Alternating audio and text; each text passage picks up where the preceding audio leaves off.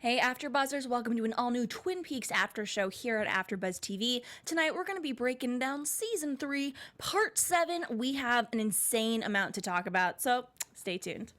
You're tuning into the destination for TV superfan discussion, AfterBuzz TV.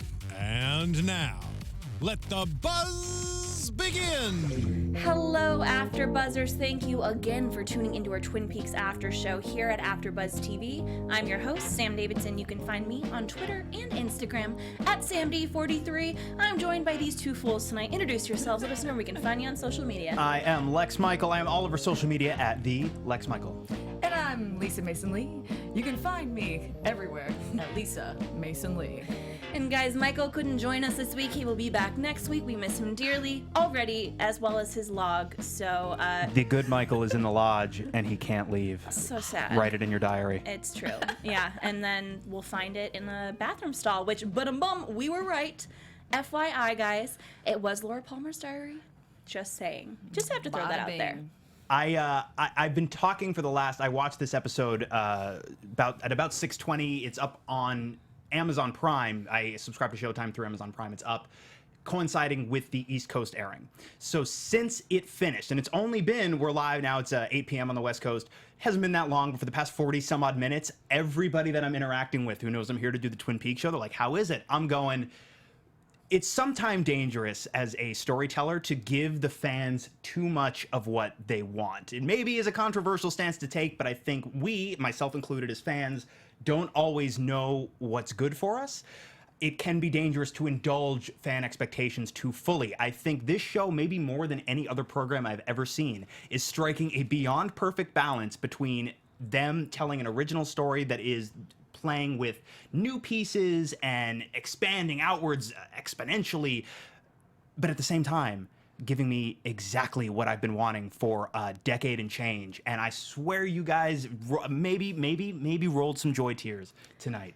Lex is a crier. I don't know if you guys knew this, Lex? you know? I'm not even, no, like, I straight up, like, there's a certain point, honestly, there's a certain point a couple of years ago where I finally just said, if something's affecting you emotionally and, you know, you're not in public, give yourself permission to just let it go. You watch The Flash with me, you're gonna see me cry a whole bunch, you guys. Yeah, this is why Lex won't watch with us, probably, is a big part of it. It's just the tears. It's like, I'm not ashamed, but I don't want to make everybody uncomfortable with my emotions. Emotion. Well, okay, so we... It sounds a little like Well, Jerry I feel Horn. like this first scene, Lex probably shed a tear from the start because, you know, Tears we see... of laughter, yes. Yeah, Ben Horn and Jerry, and you just probably were thinking, oh, God, this is so awesome. I'm just going to cry because I'm so happy. Such a funny way to start off the episode. We just right away, we cut from the credits to a static shot of Jerry Horn in the woods. And you're asking yourself, or certainly I was asking myself, what's going on here? Hey, Jerry, what's happening? Yeah, first of all, I thought he was disoriented, and he's older, and I'm like, oh no, he's lost. But then we find out he's just super high. Well, you know what? As you get older, the only thing I can recommend is just to smoke more weed. I think it might help. He's very confused. He's high and does not know who he is. It was so comical because it was so kind of a straightforward statement on both ends. I loved it. And of course he calls Ben, because who else but Ben could help Jerry Horn out of this predicament? And I love that obviously these two men have grown older in the 20 some odd years since we saw them on the original series, but it feels very much like, though Jerry gets stoned more frequently than he used to, presumably, their relationship doesn't seem to have changed all that much. No, it's still very familiar, and it was... That, for me, was a moment of fan service, kind of. A little bit, yeah. A little bit of fan service there. Next, we have Truman and Hawk, and like we said when we started off, we find out that indeed those were Laura Palmer's pages from her diary, and they're talking about it, and it's like very fascinating. First of all, I'm glad that they told us we were right away. Yeah, I'm glad that they didn't bury the lead on that too terribly much. And I love that we got so much extrapolation out of that. We got a lot of conversation about what was happening during the original series, and even for the very first time, some discussion of events that took place after the original series. If you watch The Missing Pieces, it does take you to a few moments after, Cooper hits his head on the mirror, but no more than maybe 2 minutes after that. And everything between that point and the start of this new show was a complete mystery. So I like that we got some discussion of what happened in the days following. Yeah, I do too. And I finally watched most of Missing Pieces, and it's Yay. crazy how much it is relating to this. And we were talking about this before we went live. It's insane that a show is so much based off of deleted scenes of a film that was... From 1992. Yeah. Yeah. A long time ago. Love and it's it. deleted scenes. You need to go find this. You need to have the DVD set, or you need to go on YouTube to watch it. And you have to be that devoted of a fan to kind of understand what's happening. And a lot of what's in the Missing Pieces is just really fun character moments with some of the cast from the show that didn't make the final cut of the movie. But there are a couple of moments in it, like we've referenced the Philip Jeffries business and how you don't know that Buenos Aires necessarily has anything to do with Philip Jeffries if you haven't watched the Missing Pieces. Yeah, exactly. Oh God, we're going to get into that in a little bit because I have a funny thing to say. Okay. Lex, I'm going to ask you a question. Okay. What do you think's going on with Andy and this guy with the truck? Explain it to me a little bit. This I got nothing for you yet. I feel better now. No, Yeah, there I was have no there was idea. I feel like this episode was split pretty evenly between resolving certain questions that they've been setting up for the first 6 hours or so, and then introducing new pieces that I'm sure are tied into a lot of what's going on, but that at this point, very unclear. Okay. Again, we'll probably come back to it. We'll for sure understand a little bit more of it, hopefully, in episodes to come. But I'm kind of glad that you both are as lost as I am. Well, I wanted to tell everybody real quick, don't go anywhere right now, but write this down. Sam Muir, a YouTuber, he uploaded all the Missing Pieces videos, if you haven't seen those. So check that out later when you get a chance, but stay right here Yeah. right now. When we're done, guys, because we want you to look at us just for the next hour. Like, for example, though, like the first one up here is the Philip Jeffries scene when he shows up mysteriously at FBI headquarters in Philadelphia. And that scene, as it plays in the theatrical cut of the movie, you see that Jeffries is ranting, but then everything gets visually and orally obfuscated with this electric distortion. Whereas in the original version, which is included in the Missing Pieces, that scene plays pretty straight. You get Philip Jeffries telling this entire story of finding himself. You hear the line, I've been to one of their meetings, but he goes into a little bit more detail, and you don't get that interference, and you get the entire conversation. And even though his sudden disappearance from the office is not explained in any more detail, the whole scene plays in a less disorienting fashion. It breaks my heart that we're not going to be able to actually see Philip Jeffries because, David Bowie is passed, and it just would be the cherry on top of the Oh, sundae. man. It You're would telling be me. really perfect. All right, you guys, it's insane. I have a legit just diary myself of 4 pages of so many notes. I am going to try to get through as many people as possible. Yeah, so as we exit out of that scene, and can't move too much further without acknowledging, we finally get a name drop of Annie Blackburn. Oh, yes, of course. And I was not sure, especially because in Secret History of Twin Peaks, again, some of this information in the books, slight spoilers for Secret History of Twin Peaks, may or may not have been doctored. And it eschews all mention of Annie Blackburn to such an extent that it basically rewrites Norma's family history.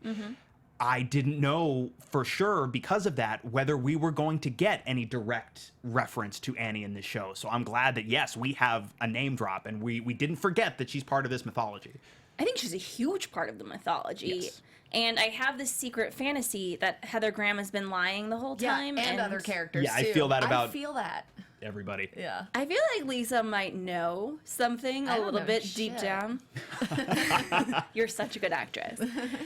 So we have Truman, and he's calling Harry, who sounds like he has cancer. And it sounds like it might have gotten worse. Yes. It sounds like because he planned to call Harry. He knew Harry had been sick, but he was going to call and fill him in. But whatever Harry told him on the phone, it's like, where do they got you now? And you watch Robert Forster's face drop. And again, Robert Forster, hats off. In the way that Frank Truman never takes his hat off, hats off to Robert Forster, because the dude is such a subtle but profoundly brilliant performer. You watch as Frank's face doesn't change a whole lot, but you watch his heart break in that conversation. And it hurts because, of course, if you're a fan of the show, you love Harry too. You know what I mean? Like you almost, and again, like, I don't know about you guys, but I know myself and a lot of other people I know who have fandoms that they're very intensely devoted to. You develop a relationship with characters over a certain number of years. In a weird way, they almost become like friends or family. Obviously, yeah. So it's like your heart breaks for Harry the same way Frank's is almost. So, and I think the performance by Robert Forster in that scene is so brilliant and subtle but powerful at the same time. It was, and he's asking him about Dale Cooper and everything that happened the last time that he saw him, and people are finally starting to put together the pieces, which it's about time.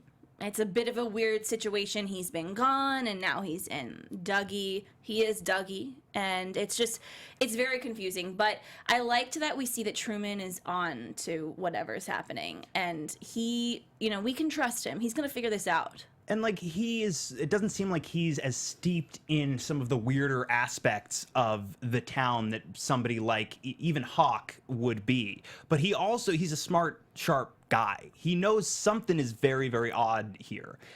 He's one of those quiet dudes that you think maybe not a lot's going on upstairs, but actually they're probably smarter than all of us. Hoping that maybe he can put this together, and I think we're going to see his character grow and secretly put the puzzle pieces together within, the rest of the series. But he also knows too, and again, this is ties into the series finale of the original run, but also a little bit the missing pieces. Who else was there that day when Cooper came out of the lodge? It was Harry, but it was also Doc Hayward. Yes, very interesting, and I don't think we're going to get flashbacks. It's not that kind of show. We haven't really gotten any flashbacks, but... Except the occasional, cuts to the doppelganger and Bob. Yeah, well, to me, that's just a terrifying nightmare. Just throwing it in to get us to scream a little bit. We then have Detective Mackley and Lieutenant Knox. Her name is Cindy. And this was a really confusing and interesting scene for me, and I'm just thinking Lex has to explain exactly what's happening here because, she goes to see the corpse that it does not have a head. So, all right. So this was exactly what I was hoping wouldn't be the case. Not because I think it's a bad storytelling choice, but because it breaks my dang heart a little bit. But okay, if that's going to be the body of Major Briggs, if whatever happened to Garland Briggs, his story ends with his head being severed from his body, this terrible indignity as a way to go out, at least we're using it to set up another really massive question, another potential mystery to be teased out in that, okay, this is presumably Major Briggs's body, but this is a man in his late 40s, and he died only several days ago. If this is Major Briggs, and he only died several days ago, as they say in the show, he should be in his 70s. What's that about? Very confused. It's cool. It is very cool, but now I'm starting to go all right, well, what pieces of the mythology that we've been introduced to thus far would explain that directly? And I'm having a hard time coming up with one. I mean, you could say, well, maybe the doppelganger Cooper took him to some part of a lodge where time passes differently, but it would have to be a place that we have not seen as audience members, or certainly haven't spent too much time in, because as we've seen, Cooper being a prime example, time does pass when you're in there. You do age. Well, that is true. Because the actors have to, they just can't help it. Right. But I do think that time is the key word. And there is something going on, literally a space and time continuum. It also, now going back to episode 3, the ghost head, it's oh man, it's because his head's not attached to his body anymore. That's sad. It is sad. It is very sad. Gordon and Albert and Diane. This is my favorite thing. I love her. I love, before we even get to Diane, I love that Gordon has a framed picture of an ear of corn in his office. Cause Gordon knows what's up. He doesn't necessarily understand the full extent of the situation he's currently in, but the dude has been blue rosed up to his eyeballs for decades. He knows what's up. I would be surprised if he doesn't know to some extent there is a corn connection. even if it's only subconsciously. So I like that ear of corn picture was in his office. I'm really glad you brought that up because it was something I rewound. It took me an hour and a half to watch this episode because I kept on rewinding it and replaying it, and that was one of the things that I rewound and replayed. He's one of those guys that he probably thinks he's stupid a little bit. He doesn't understand what's going on, but he actually does understand more than we think, more than he even thinks. And again, the Diane. I loved it. I love her character. I'm so thrilled that they have brought her in like this. It took one scene for Laura Dern's Diane Evans to become one of my top, let's say, 5 characters in the entire Twin Peaks mythology. And at first she comes across so tough and scary, but then we see her kind of change after an incident. We do. So they say that Dale, or who they think is Dale, is, in South Dakota. They take a private jet. Very fancy of the FBI. Yeah, also something that was really cool that struck me, the very first scene where Albert and Gordon come to Diane's apartment. Actually, before we even get there, I have to shout out this really touching moment. I love the Gordon-Albert relationship on this show so far. This moment of Albert says, I did my best. Now it's your turn, dude. You want to get Diane in? You're going to have to go do it yourself. And Gordon asks if Albert will come with him. And Albert says, say please. And Gordon goes, what? And Albert doesn't raise his voice at all. He goes, you heard me. Yep. I loved. Like, these are two guys that truly care for each other, and they truly know each other on a very personal, deep level, in addition to being highly respected colleagues. I loved that moment. But we get to this scene of Diane with the two of them, and I was struck by how, so Laura Dern is obviously a big power player in David Lynch's ensemble, going all the way back to Blue Velvet, when I think she was only 19 when she made that movie. Wow. So you got Blue Velvet, you got Wild at Heart, you've got Inland Empire. This, to my knowledge, is the first time that we've gotten to see them play a scene opposite each other, which I thought was really interesting. That tickled my brain a lot. Yeah, it was kind of a treat, especially thinking about all the history that those two have, having worked together for so long. And I love seeing David Lynch. How fun is that for him? To be able to put himself in especially such a wacky role.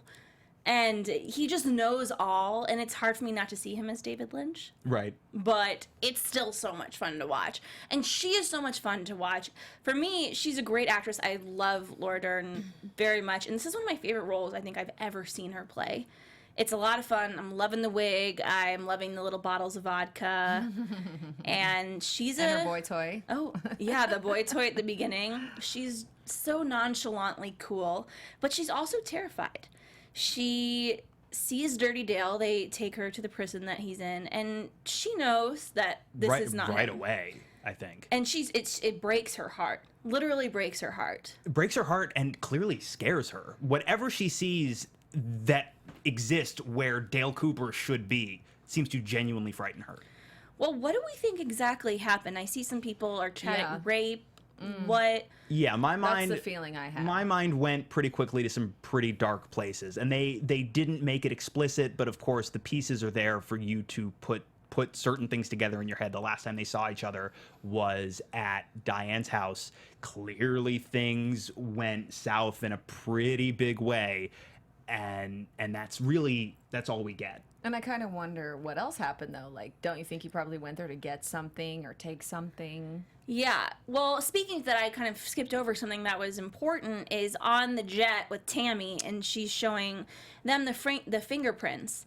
And right away, Gordon and Albert can tell that the fingerprints have been rearranged a little bit. Something's up, and something's up specifically with one print that looks like maybe it got flipped, and maybe it got flipped accidentally by somebody taking the prints. No.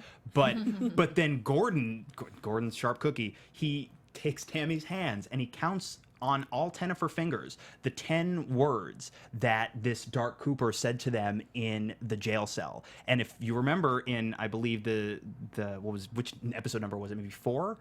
It was one of the first few. When he actually said when that he says, quote to her. It's, you're very good to see you again, old friend. And so he counts the words off on Tammy's fingers. And the reverse word coincides with the finger that's tied to the spirit. Yes. And I need to give a shout out. I feel like I might have picked up on something that you guys didn't. You probably did, now that I'm going to say it. Diane's fingernails are all different colors. Red, black, and Each one of her fingernails are different White. colors.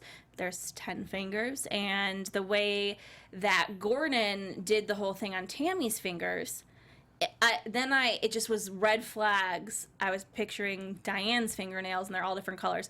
It could definitely be something, that David Lynch is throwing out there for people like me to pick up on and cling to when it means nothing. And I'm picking up on your colors of your shawl sweater thingy, very similar. Yes. That's right. I did this on purpose, you guys. I definitely, Subconsciously. Yeah, I subconsciously did it. All right. So after that, Because somebody brought it up in the chat, before we move on from the scene with the body in it, we do get a return appearance of that weird, homeless-looking ghost character from the jail cell next to Matthew Lillard in the Yes. first couple of episodes, just wandering the halls. So again, like whatever's going on with this body, it's Twin Peaks, surprise, surprise, Yeah. darkness is following it. I believe those guys are called the Woodsmen. I'm not sure, but I think so. okay, let's listen to her because I think she might know what she's talking about.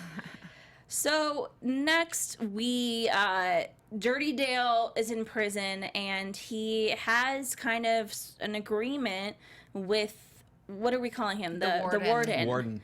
Yes. And Warden Murphy? yes, Warden Murphy. And he tells the prison guard that he has a message for Warden Murphy and needs to speak with him in his office. And he says he needs to speak about a strawberry. Strawberry, which of course is a reference to, we don't know what, but to Mr. Strawberry, this mysterious Mr. Strawberry that he referenced in the last episode. And it shook the warden up quite a bit. And now we're finding out. Yeah. Well, first of all, I think you said something, Lisa, interesting before we started the show about what you think, I don't know, the strawberry character could be. Yes. If we say what we think right now, people are probably going to be pissed and say, you don't know what you're talking about. But could it be a lover?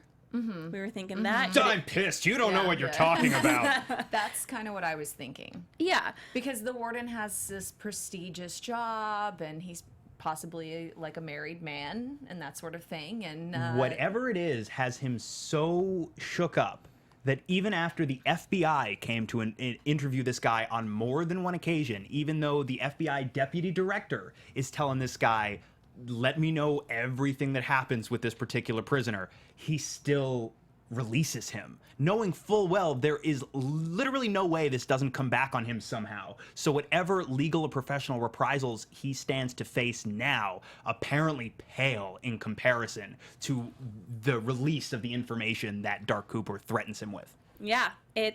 I have no idea, though. I'm clueless. You guys, what about the dog legs? He talks That about makes sense to you? the dog leg that he found in his car is what he says, like the dog leg that you found in my car, well, that dog had 3 other legs. Yeah. Those legs went off with that information. that you're thinking about right now. Right.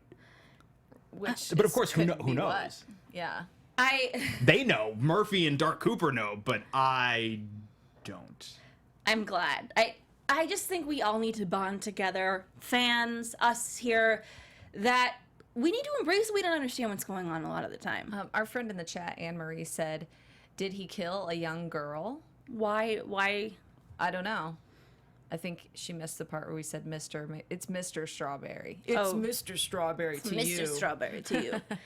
I don't know. There's something, I do feel, we'll get into this in a little bit, but there's something tied to a young girl, but a very young girl. And again, the young, beautiful girls are kind of a theme of this show. And a lot of Lynch's work in general. Yes. In a creepy, really cool way. That's accurate, yes. That's a pretty apt description. So Janie E is very quickly becoming actually one of my favorite characters. Didn't like her at first. She gets things done. She's I like awesome. her. I really do. Is she even human though? Like she just Right. knows what She's she's so doing smart so and fast. confident. She is. I have no idea. We see her standing in front of the statue that was it last episode or the episode before where I think it was the last it two was episodes. both. Yeah, it was the end of the one before and then the beginning of the last one. Yeah, and Tyler, our guest a couple weeks ago, what did he say about the statue? I forget. He suggested there's a possibility that the likeness may be that of David Lynch's dad. Okay.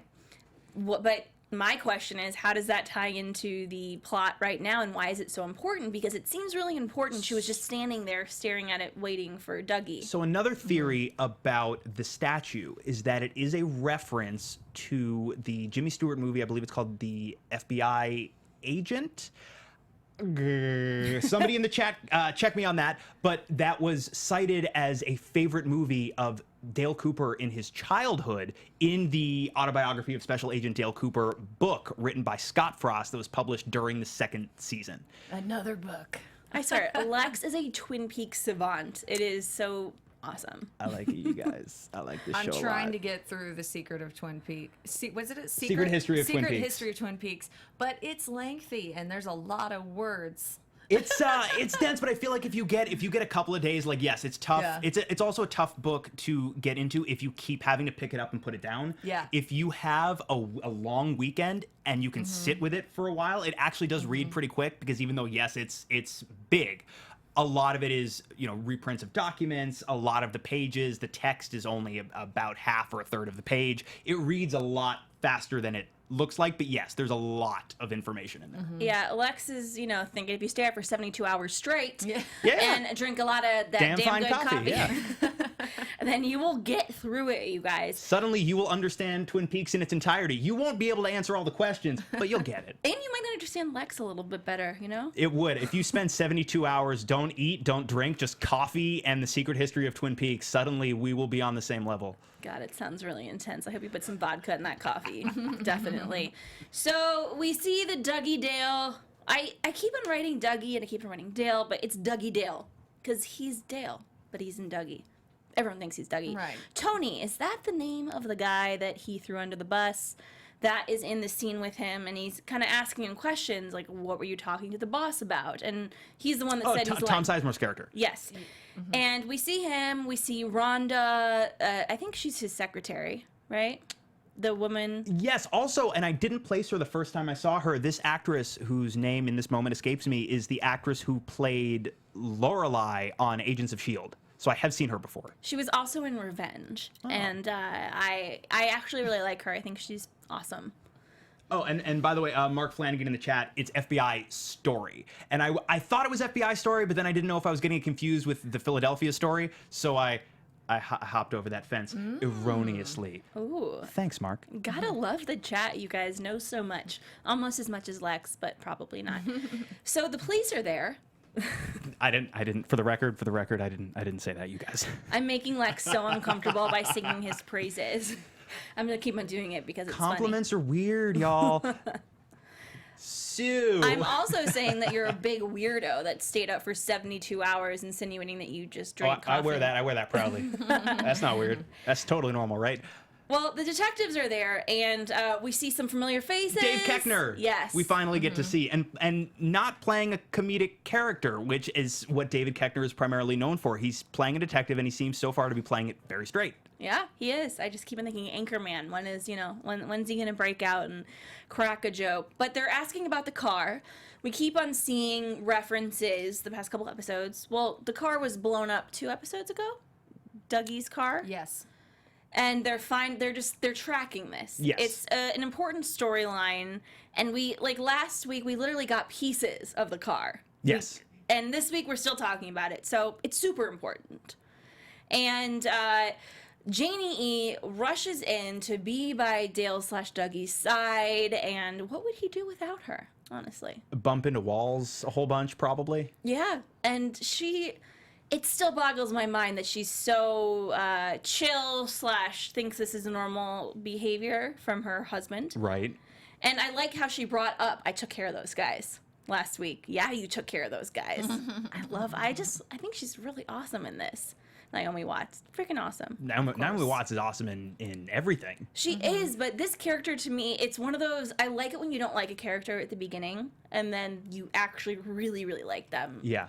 By the end, or a few episodes in this case. So they are able to leave the office, even with the detectives there, and it almost seems like she has some kind of power over these men, and she goes, we don't want to do the paperwork right now. We have to get home to our son.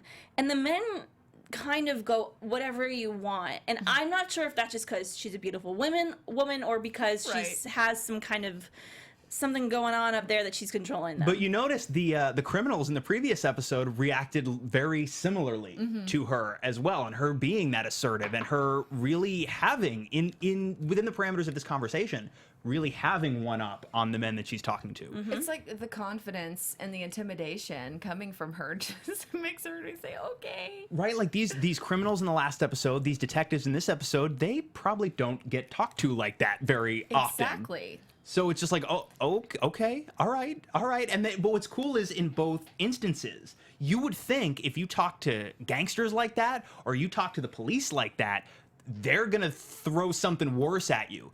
And in both cases, they went, oh, well, okay then. Well, I guess that's how it's going to be. And it's also, Naomi Watts is one of the most beautiful women in Hollywood, but they downplay her appearances, I feel, in this. So I don't exactly think it's, oh, she's a sexy, beautiful woman, and that's the reason all these guys are doing what she wants.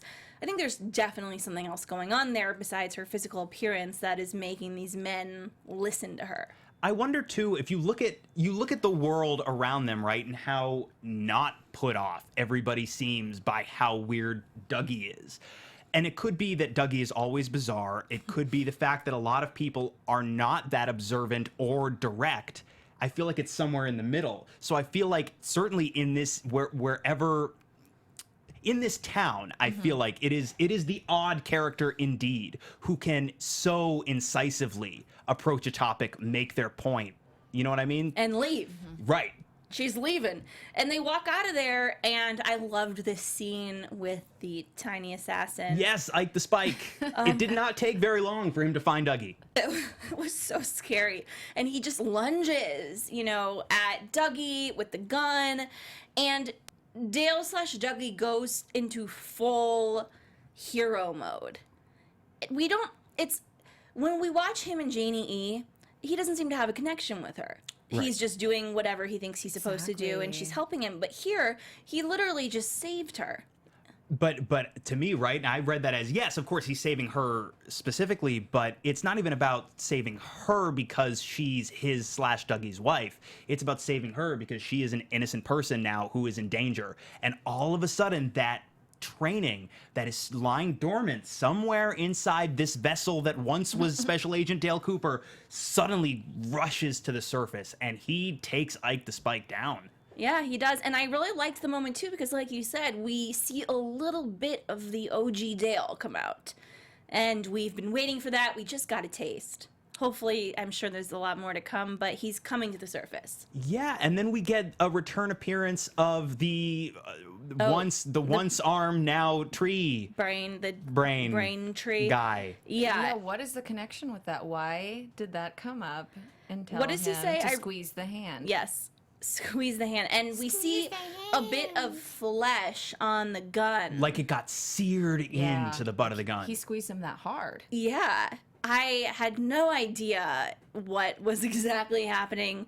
I don't think that Dale/Dougie is that powerful, but whatever it is, it's like he hit a pressure point or some kind of magical sweet spot there, and he was able to completely take him out. Yeah, there's definitely some strange Black Lodge influence happening here, and of course it's not a coincidence that comes up again as part of Dale, even if only temporary, is reawakened. Absolutely. And then of course poor Ike the Spike. In 1 week he broke his favorite weapon and also got chased off by a target. That's probably not the best week he's had professionally. Yeah, probably not. I mean, I don't feel that bad for him. He does kill people for a living. He's a bit of a monster. Yeah.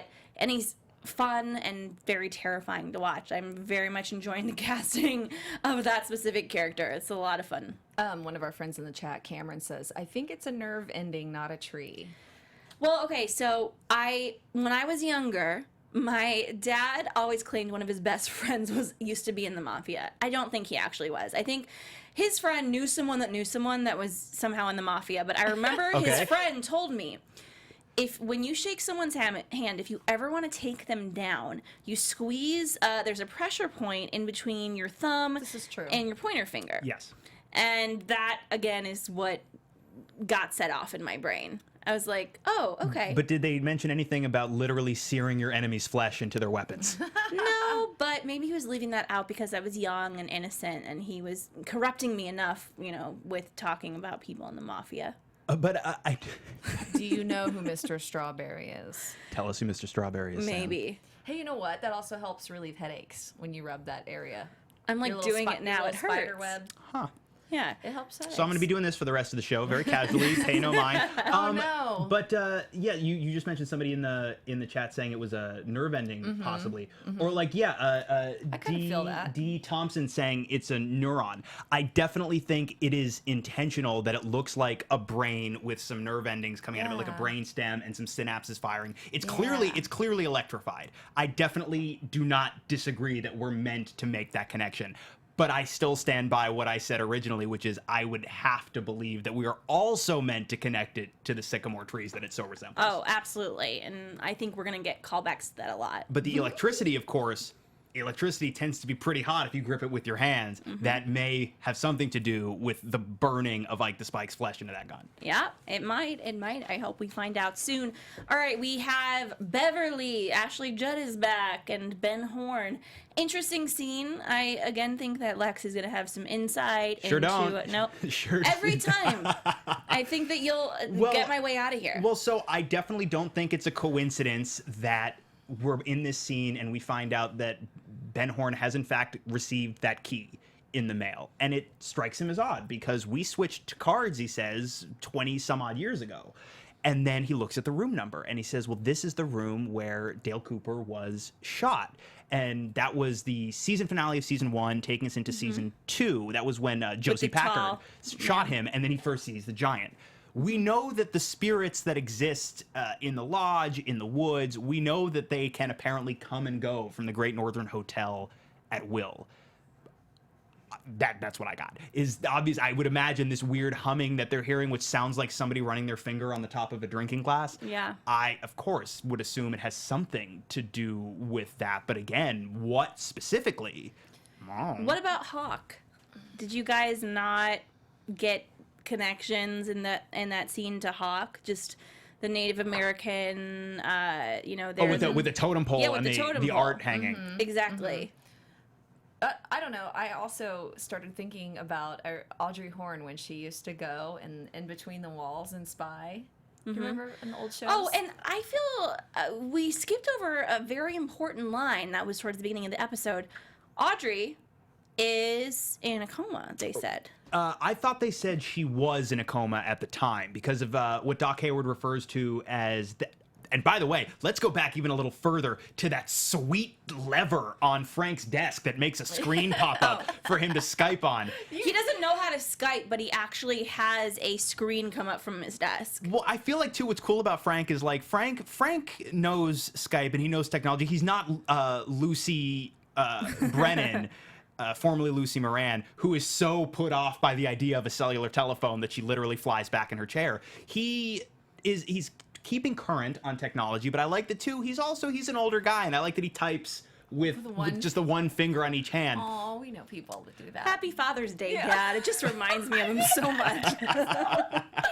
But yeah, but that is the sweetest lever that makes the secret Skype screen pop up. But he's talking to, and of course, Doc Hayward, I do want to mention because we didn't before, Warren Frost, who of course filmed his scenes before passing away, the father of co-creator Mark Frost, who tells him that at the time that they were examining Cooper and Cooper wandered off out of the hospital, he may have gone to visit Audrey Horne, who was at the time in a coma. And maybe somebody in the chat, if we missed something and the implication was she was still, let us know. But at the time, she was in a coma following the bank explosion in the season 2 finale. Which makes sense. We didn't know if she was alive or not after that. But I think that we all knew when the show started and the cast was released who was going to be back. Okay, she's hopefully alive. But I think you might be right. It seems like a past tense kind of thing. And I'm still pissed we didn't see her this episode. I'm a little butthurt about that.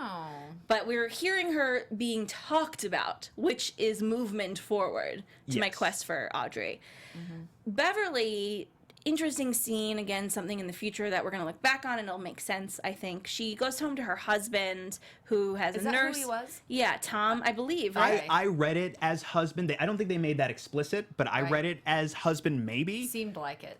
What do you guys think? I think Yeah. Is Tom the husband? I think Tom's the husband. I think Beverly's a little mean, you guys. Oh, yeah, she seems so Okay. nice, too, but she's not so nice. I feel like she's just stressed out because she's a caretaker and she has to do everything for him. She's had to go back to work and make the income. I think she's hiding something. That's what I think. Well, I think he was concerned because she stayed late, and he's like, "Where's my dinner, woman?" Well, and to be fair, we also don't know. It does seem certainly that Tom is in incredibly ill health, but we also don't know. For example, the most memorable example of a chair-bound character in the Twin Peaks mythology is the mostly comatose Leo Johnson, who, if you only ever knew one version of Leo, you may feel genuinely bad for what Bobby and Shelley did to him. But if you know Leo Johnson, you know he had every bit of that coming to him. So we don't know. We don't have context here. Without context, there were a few things that Beverly said where I was like, "Yikes, man!" But we don't know what their relationship has been before now. True point. Very true point. I want to talk about the scene at the Bang Bang. Very Lynchian. Can't tell if he's messing with us or... He's got to be messing with us, right? Because we're conditioned now when we see the Roadhouse, okay, we're about to end the episode. And Yes. Homeboy is sweeping the floor to Green Onions for such a long time. I think it was about a little over 3 minutes, honestly. If it wasn't, it felt like it was. Did anybody time that? So it felt, and we see Jean-Michel at the bar again. We haven't seen him since I think the first episode of the season. Yeah. But I'm watching this dude sweep, and I'm just going like, all right, any second now, credits are gonna start. Here they come. Yep. Yeah. Yep. Oh, phone's ringing. Oh, we're in a scene now, and then Yeah. we cut away, and I was like, oh, that's different. And yeah, he's talking about those straight A whores and that they were 15. Again, a very Lynchian theme as we discussed earlier. And also, like, not for nothing, the Renault's gonna Renault, I guess. The family business doesn't seem to have changed a whole lot in 26 years. Disgusting. But I hope that we get to... I mean, I wish the little assassin would have came after them. Well, I mean, as far to the best of our knowledge that we have seen, Jean-Michel may very well be the last Renault standing. We know that, yes, the Renault family members we've been introduced to in the past on Twin Peaks were some of the most unsavory characters we met. Each of them to a person met a very sticky end. Yeah. So fingers crossed that maybe we can shuffle this dude off somewhere. That'd be nice. Oh gosh, someone said Richard Horn is the child of Audrey and Evil Coop. That's kind of crazy. So I was gonna save that for predictions, but as soon as Doc Hayward said that, my brain went to that exceptionally dark place. I love it. And it ties into what we were theorizing about what may have happened between Dark Cooper and Diane all those years ago. Because, and although I don't even, yes, we're talking about a show. It's a fiction. I don't want to talk about these things lightly because this is very heavy subject matter. But we do know once Bob has a hold on you, rape does seem to be part of that package. Yeah, definitely. It's very upsetting. Fire Walk with Me, just those scenes alone. On that note, let's get into some very quick predictions for next week, guys.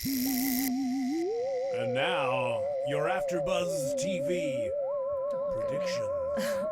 All right, so you'll start us off, Lex. We think that generally, we know perhaps who is the father of Audrey's Yeah, so child. that was going to be my one, and then my other one, my assumption is we got this sequence after the attack, after Dougie becomes Dale again for a brief shining moment, fights off Ike the Spike, he runs away, reverts back to his Dougie state, the police show up, and we get all of these bits of business with witness interviews.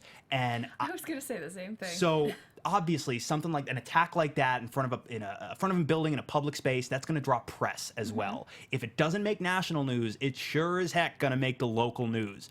I would not be shocked if this is part of how the FBI finds this version of Dale. Touche. Love it. Anything else to add, Lisa? I was thinking the same thing. That's crazy. Yeah, I think that we are going to continue to see the good actual Dale come out more and more, and that those press interviews are going to come into play, and I think that we'll figure out more about Diane and exactly what happened there. She says that she and Gordon will have a talk. Oh yeah, and I want to see that talk. So guys, thank you so much for tuning in. We love hearing your feedback. Rate, review, subscribe, comment. Really like your theories and continue to help us, figure out what's going on. One last time, where can everyone find you guys on social media? I am all over social media at the Lex Michael. And I'm everywhere at Lisa Mason Lee. And you guys can find me, Sam Davidson, at samdavidsonentertainment.com and on Twitter and Instagram at samd43. And we will see you guys next week. Thanks for tuning in. Bye. From executive producers Maria Menounos, Kevin Undergaro, Phil Svitek, and the entire AfterBuzz TV staff, we would like to thank you for listening to the AfterBuzz TV network. To watch or listen to other after shows and post comments or questions, be sure to visit AfterBuzzTV.com. I'm Sir Richard Wentworth, and this has been a presentation of AfterBuzz TV. Buzz you later. Let's do it. Buzz you later. The views expressed herein are those of the hosts only and do not necessarily reflect the views of AfterBuzz TV or its owners or principals.